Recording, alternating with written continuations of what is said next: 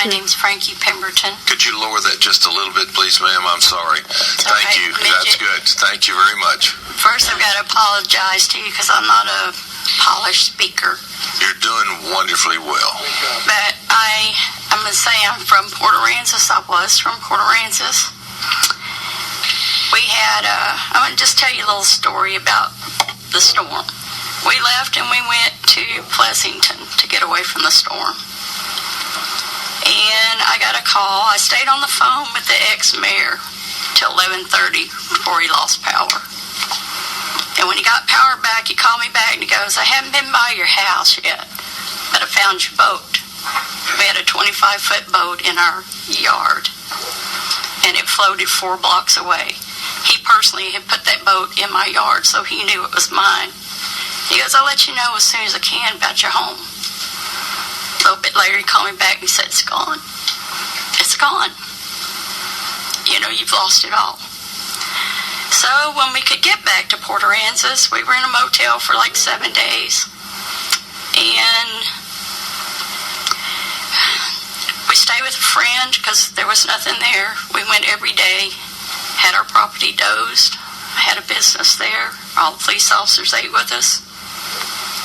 Dick DeGuerin ate with us. Dakota Fred from Gold Rush had quite a little place, and we've lost it. It's gone. The lady's repairing, but it's a sad story. It won't bother you with that. So anyway, so we go through the hoops, and I'm a person that has worked her whole life. I get up 4 in the morning, and I've worked till 7, 12 o'clock at night if I had to, my whole life. I'm 65 years old. So we're trying to come home. So we go through the FEMA hoops.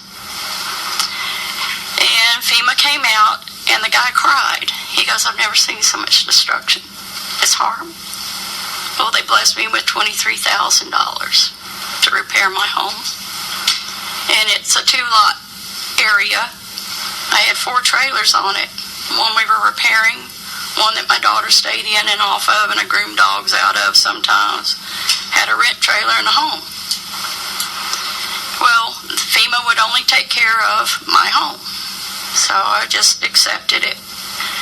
And then we went back and started dozing our property, and they said they're going to give FEMA trailers.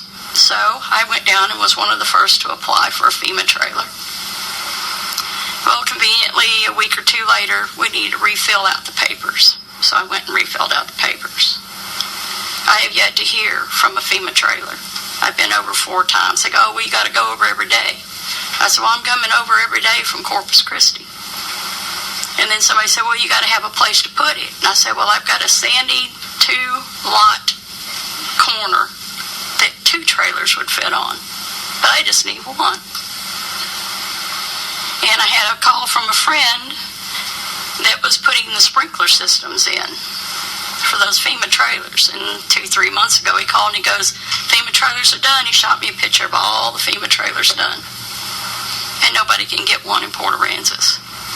And like they said, we've got 3 there, and it's like, well, they don't have a place to put it. I had a place to put it from the first day I signed up, but I can't get an answer.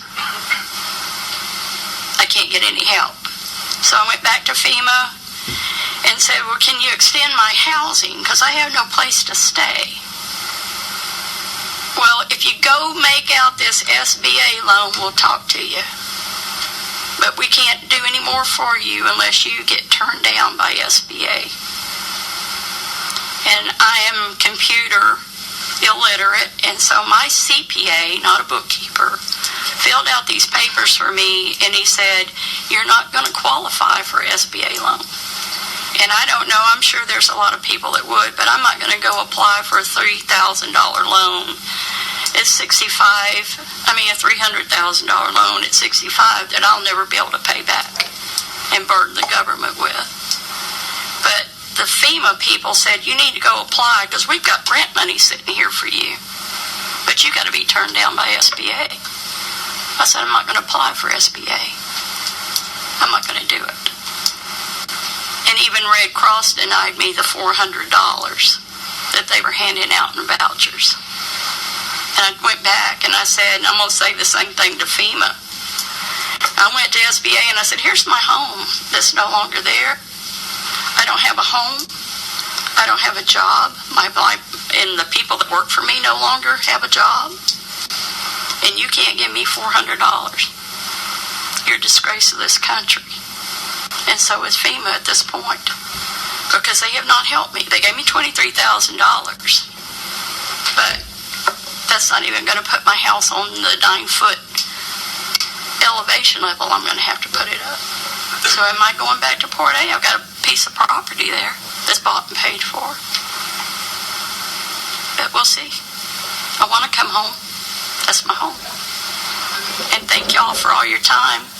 And I know it's really sad that FEMA and all the government agencies have to take the burden on of all this disaster. But I even had a place in Dickinson, Texas, and it flooded too. I lost it too. So, but thank y'all for your time. Thank y'all for being here. Thank you very much.